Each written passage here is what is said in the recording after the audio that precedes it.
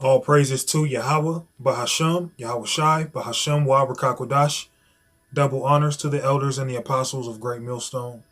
Salutations to all you true, sincere brethren out there, pushing out this purified truth, cleansing this wicked, defiled kingdom with this word, and to the rest of the church who believe as well. The water to Yahweh Shai, because without him, none of this would even be possible whatsoever. All right? So, let's start this off in the book of Hebrews 2 and verse 11. For both he that sanctifieth and they who are sanctified are all of one, for which cause he is not ashamed to call them brethren. Okay? So those who we consider our brothers are those who are sanctified through this truth. Because that's how you're sanctified. You're sanctified through the washing of the word. Okay? And a lot of people still believe that going to church and sticking your head in some polluted water makes you sanctified, makes you baptized. And that's not the case. You're actually baptized through this truth. So before I go any further, let me just pull something out as a precept. Okay? And then I'll jump right back to it. This is Ephesians 5 and 26. That he may sanctify and cleanse it with the washing of water by the word. Okay? So we're sanctified through this word. It's the word that sanctifies us. So back to Hebrews 2 and 11. For both he that sanctifieth and they who are sanctified are all of one. And how are we all sanctified? We're sanctified through the word. Yahweh Shai embodied the word. He is the word. All right? And through him we are sanctified. All right? For which cause he is not ashamed to call them brethren. So who are the brethren? Who are the brothers? Those who are sanctified through this truth. Verse 12, saying, I will declare thy name unto my brethren. Okay? Which shows you the name is important. And don't allow anyone else to tell you differently and persuade you and to deceive you into saying you can call the Lord whatever you want. You can call him Jesus. You can call him Yeshua. You can call him Yahshua. No, you need the correct names and the proper names. The truth will be declared in these last days, and it is being declared. Okay, so verse 12 saying, I will declare thy name unto my brethren. In the midst of the church will I sing praise unto thee. So the brethren, this brotherhood, this is the church. A lot of you people in the world, you're going to church. You're going to the church of Satan. Going to church on Sunday, which symbolizes sun worship, or whatever day you may go, and you're not learning anything. You're paying tithes to a pastor who is lying to you, who's not even giving you the truth. But then the truth is right in front of your face and you don't want to receive that. Because we're not looked at as learned men. We're looked at as unlearned men. Okay? Because we didn't go to some theologian school. Alright? We didn't graduate with some high degree to teach you lies. To teach you Edomite supremacy. We are the church. We make the church.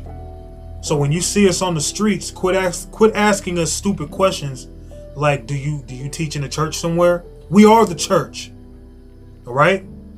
We make the church. Each one of us individually make up this church. Each one of us is like a brick. Okay? And when you put all them bricks together, you have the building. Each one of us is like a body part of Yahweh Shai. All right? Saying, I will declare thy name unto my brethren in the midst of the church, will I sing praise unto thee. So what is the church? The brotherhood. Who are the brethren? Those who are sanctified. Sanctified how? Sanctified through the washing of the word. So this truth is how we're sanctified. This truth is what makes us a part of the church. Okay, so we are all one body. We are all one. All right? Colossians 1 and 24. Who now, rejoice in my sufferings for you, and fill up that which is behind of the afflictions of Mashiach, and my flesh for his body's sake, which is the church. So each one of us individually make up the church of Yahushai. Okay? Each one of us individually, I'm going to say it again. Each one of us individually make up the church. Each one of us make up a body part of Yahushai. You got the brain, you got the eyes, you got the fingers, you got the toes. But we're all playing an important role. Okay? So we're the church, man. Don't let no one else tell you differently, because we're not in some huge so-called church building. Okay? Feeding you doctrines that Esau allows, which is lies, which is watered down doctrine. We're giving you the water. We're giving you this purified truth. Esau wants to give you the water in terms of watering it down, polluting and diluting this truth. We make up this church, all right? Common sense. That's why you see us on the highways and byways. There's no need to ask us, why don't you get a church building?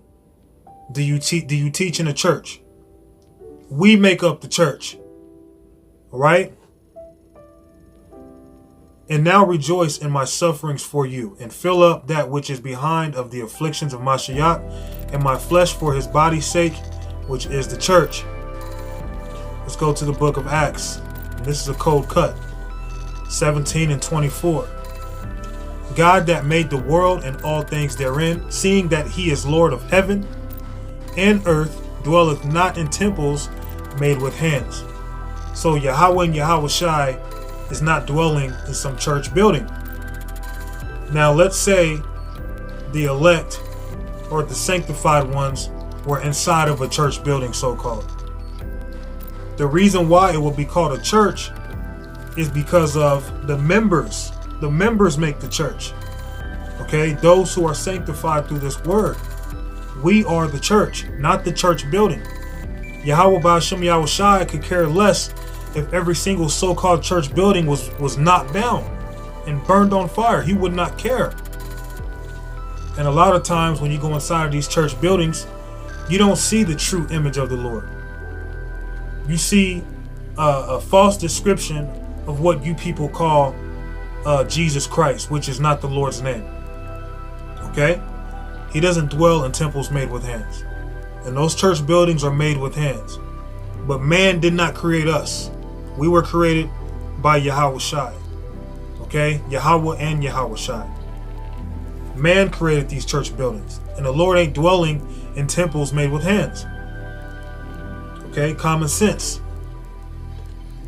Let's go to the book of, I want to say it's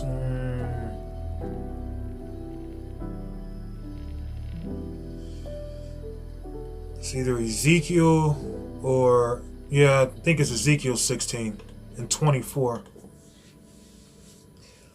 Thou hast also built unto thee an eminent place, and has made thee an high place in every street. So when you look, especially like in Israelite communities, you see a lot of church buildings, and a lot of times you find them at the corner. Okay? There's been very few times, at least where I live, where I see a church building in the middle of the street. It's usually at the corner of the street. And when something is looked at as eminent, it's looked at as great. Something that's remarkable. Something that catches the eye. Okay? The Lord isn't dealing with these so-called church buildings today. These so-called temples, which these temples are nothing more than altars for Satan. Thou hast also built unto thee an eminent place, and hast made thee an high place in every street. Okay? So another way, of going into the word eminent is also high. Some of these church buildings are huge, man. Okay? Verse 25. Thou hast built thy high place at every head of the way. You always see a church at the corner of a street. Okay? Often. I don't know if I've ever seen a church that wasn't at the corner of the street. Not saying you don't have a few examples of, churches showing different, but a lot of times when you see a church, they are at the corner. And they catch the eye of the people. They look remarkable at times. Thou hast built thy high place at every head of the way, and hast made thy beauty to be abhorred, and hast opened thy feet to everyone that passeth by, and multiplied thy whoredoms. So you can be a homosexual, you could be a child molester, you could be an Edomite, you could be an Ishmaelite. Anyone is welcome into these church buildings today. Okay, anyone that passes by and they walk in, you grant them with open arms. And that is not of the scriptures. Okay? The Lord is not dealing with these goddamn so-called church buildings. We make the church. So once again, stop asking us stupid questions like, where's our church? Do we teach in a church? We are the church. Okay? And Yahweh Ba'ashem Yahushai is not looking at the beauty of these churches. He don't give two dams or a river about these churches, man. All right? We're the church. And you're not going to find this truth in these church buildings. Okay? You're going to find the truth primarily on the streets. Okay? Jeremiah 5:7. How shall I pardon thee for this? Thy children have forsaken me, and swore by them that are no gods. When I had fed them to the full, they then committed adultery, and assembled themselves by troops in harlots' houses. So what do you see in these churches today? A bunch of Israelites, especially the Israelite woman, who's nothing more than a heathen right now, gathering in big numbers in these harlot houses, as the scriptures call them. You call it a church building. The Lord calls it a harlot's house, because you're in those buildings serving idols, man. You're in those buildings serving what you will call Jesus Christ, if you're unlearned. That's an idol, man. All right? We serve Yahweh Shai. We know Yahweh Shai is a dark brown man with white woolly hair. Yahweh, the Heavenly Father, is a dark brown man with white woolly hair. But you unlearned people out there, or you people who deny this truth, you go to these churches and you're serving this shaggy hair Edomite male, okay, who goes back to a false entity known as Ptolemy II, but you know him today as, you call him today Jesus Christ, but in more modern times, goes back to Caesar Borgia. But really, he goes back to a made-up entity known as Ptolemy II, okay, which was a made-up god from Ptolemy. All right? How shall I pardon thee for this? Thy children have forsaken me, and sworn by them that are no gods. Swearing to Jesus Christ. Swearing to Buddha. Swearing to yourself, making yourself an idol. Okay? When I had fed them to the full, they then committed adultery, and this is speaking of spiritual adultery, and assembled themselves by troops in the harlots' houses. So the only way a male can be a harlot is if he's spiritually a harlot. There's no such thing as a male harlot through the act of having multiple women. But a male is a harlot if he is an Israelite and he's serving other idols, gods that are no gods. All right? So where are you going to find the truth? Let's jump to verse 1. Jeremiah 5:1. Run ye to and fro through the streets of Jerusalem, and see now, and know, and seek in the broad places thereof. And we're in the broad places. We're out in the open where people can see us. All right? If ye can find a man, if there be any that executeth judgment, that seeketh the truth, and I will pardon it. So we go out there teaching to our people, trying to get our people to understand that Yahweh Ba'ashem Yahushai is the way. Through him is the truth. And for those who come in by hearing this word, Yahweh Ba'ashem Yahushai will pardon their sins. Okay? So the truth is found in the streets. That's why it says, run ye to and fro through the streets of Jerusalem. Now, this isn't speaking of literally the streets of Jerusalem, our land, but this is speaking of seeking our people out on the streets. All right? We make up the church. We are the church building. Let's go to Jeremiah 11:6. Then the Lord said unto me, proclaim all these words in the cities of Judah and in the streets of Jerusalem, saying, hear ye the words of this covenant and do them. It didn't say go hide out in a church building, as you will call it.